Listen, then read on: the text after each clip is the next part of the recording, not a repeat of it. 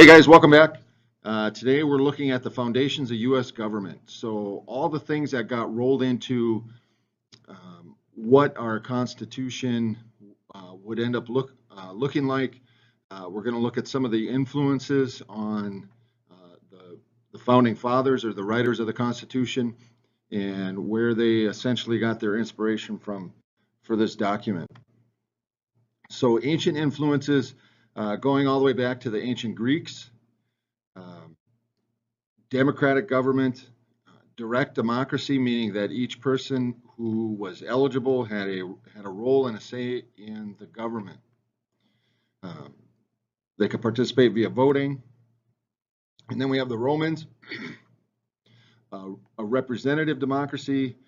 Keep in mind that the Roman Empire was much larger than the Greeks were able to build up, so it just wasn't feasible for every person in the empire to have an active role or active participation in the government.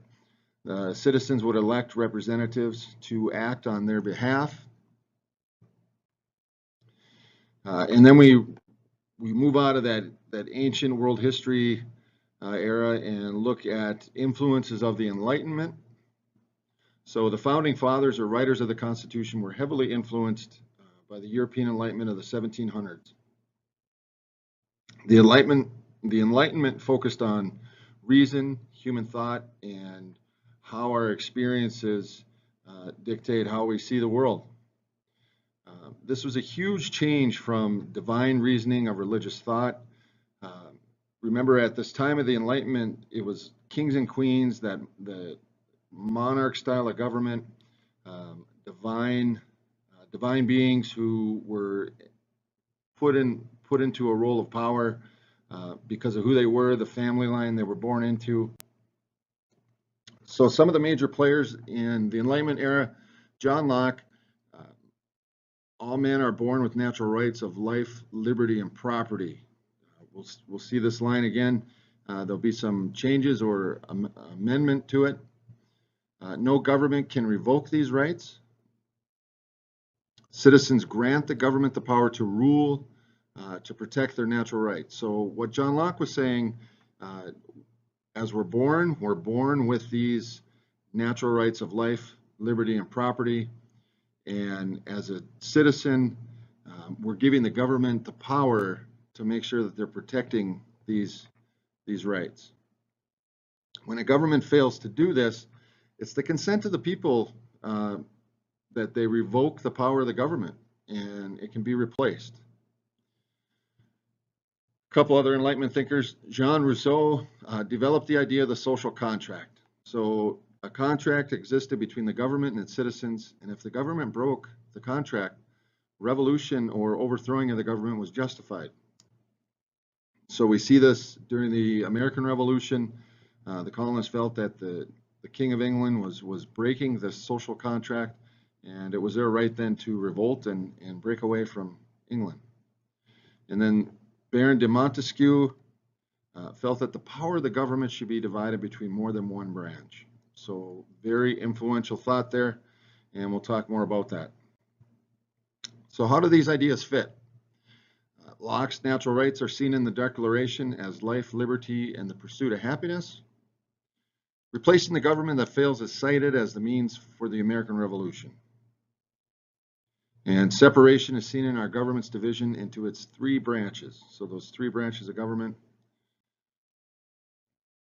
And then within the colonies then, the Mayflower Compact, we've talked about that. The Pilgrims consented to be governed and to abide by the decisions of their government.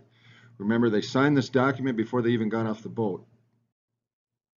The Albany Plan of Union. So 1754, Ben Franklin was kind of a key player in this. It was the earliest attempt to organize the 13 colonies. And the Virginia House of Burgesses, we've talked about this before too. Representative democracy, people in Virginia were electing representatives to act for them in the House of Burgesses. And New England town meetings, open participation in government for those who qualified. So that's a pretty powerful statement there. Their big qualification was that number one, you were a man, And number two, that you owned land. You had to be a landowner. Uh, this, these 13 enduring constitutional issues. So national power, creation of a limited government. Over time, federal power has grown to include greater implied and necessary and proper powers. We'll talk more about this when we really dig into what the Constitution is and the parts of the Constitution. Federalism, the Constitution attempts to balance power between the federal government and those of the states. So it's kind of a balancing act. The judiciary, their role is to interpret the Constitution and its changing meaning over time. Civil liberties, balance between our individual rights and those of American society as a whole. Crime and the rights of the accused, contains specific details for the rights of the accused. Balance between rights of the accused and the general welfare of the nation. So what rights do you have as an accused? What rights do we choose to protect versus the well-being of our country? Equality as a constitutional value. The meaning of equality has changed over time. Two of those big things within that are rights of women, changing over time to be equal to men, rights of minorities. We'll look at obviously the role of slavery and the rights of slaves as they became free men and equal to all people within the United States. Presidential powers increased as the nation has grown and expanded. And then we have our separation of powers. So a separation between the three branches, executive, legislative, and judicial. And then voting rights through our representation. Property and economic rights. Government provides for the general welfare of its citizens. We have a right to private property.